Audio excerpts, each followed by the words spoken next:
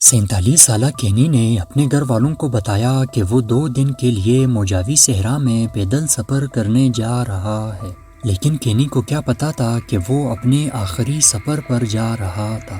Desert king T V میں آنے کا بہت بہت شکریہ۔ دراصل کینی کا موجاوی صحرا میں جانے کی وجہ یہ تھی کہ وہاں ایک غار ہے جسے وہ دوبارہ دیکھنا چاہتا تھا، جسے اس نے اپنی پچھلی ہائیک کے دوران دریافت کیا تھا۔ کینی کے بارے میں سب سے عجیب بات یہ ہے کہ وہ ایک تجربہ کار ہائیکر تھا۔ وہ اکثر صحراؤں کی تلاش کے لیے تنہا سفر کرتا تھا۔ کیلیفورنیا اور نیواڈا کا یہ شخص ایک انتہائی ہلکا ہائیکر تھا۔ میرا مطلب ہے کہ وہ اپنے ساتھ صرف پانی کا بنیادی سامان اور ایک خیمہ لے جایا کرتا تھا۔ کبھی کبھار کینی اپنے ساتھ جی پی ایس ڈیوائس بھی لاتا تھا، یہاں تک کہ وہ کمپاس یا نقشہ پیک کی زحمت بھی نہیں کرتے تھے۔ کچھ لوگ اسے لاپرواہ کہتے تھے، لیکن وہ ہر بار گھر واپس آنے میں کامیاب ہو جاتے تھے۔ لیکن اس بار کینی کا واپس آنا ناممکن رہا۔ کینی کے پاس اپنا یوٹیوب چینل تھا، جہاں وہ باقاعدگی سے اپنے مہم جوئیوں کو پوسٹ کرتا رہتا تھا۔ کینی نے اپنے چینل کا نام سنیک بٹ میک جی رکھا تھا، کیونکہ وہ جہاں بھی جاتے تھے سانپ ضرور پکڑتے تھے۔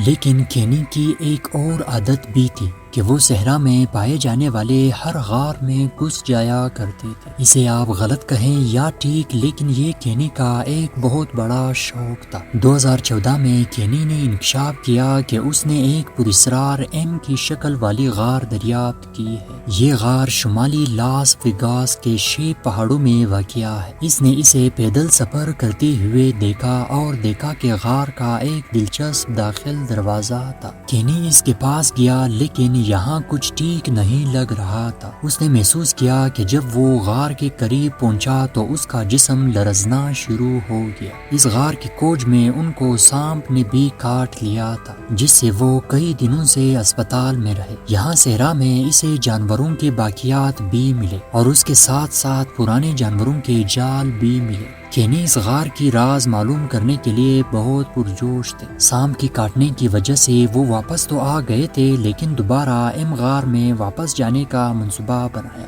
اور اس بار کینی نے کئی مہینوں بعد تیاری کر لی تھی۔ اس بار کینی نے اپنے ایک ویڈیو بھی ریکارڈ کی تھی، لیکن اس بار اسے غار نہیں مل سکا۔ آخرکار وہ اس چیپٹر کو کلوز کرنے والا تھا، لیکن ان کے فالوورز چاہتے تھے کہ وہ یہ معمہ حل کر دے، لہٰذا وہ باہر نکل گیا۔ صحرا میں تیسری بار جانے کے لیے کینی نے راتوں رات ایک مختصر سفر کا منصوبہ بنایا، لیکن اس بار کینی کے جانے کے بعد کسی نے بھی دوبارہ کینی کو نہیں دیکھا۔ 2 دن کے بعد ان کے اہل خانہ نے حکام کو آگاہ کیا۔ حکام نے پوری طور پر لاپتہ شخص کی تلاش کا آغاز کیا۔ 30 دن سے زیادہ سرچ اینڈ ریسکیو ٹیموں نے ہائیکر کو ڈھونڈنے کی کئی بار کوشش کی، لیکن بدقسمتی سے خالی واپس آ گئے۔ اس کے گمشدگی کے پیچھے پراسرار ایم شیپ غار تھا۔ ریسکیو ٹیم کو کینی کا جو ویڈیو ملا تھا، ٹھیک اسی جگہ سے ریسکیو آپریشن کا آغاز کیا۔ وہاں سے کینی کا فون بھی ملا تھا۔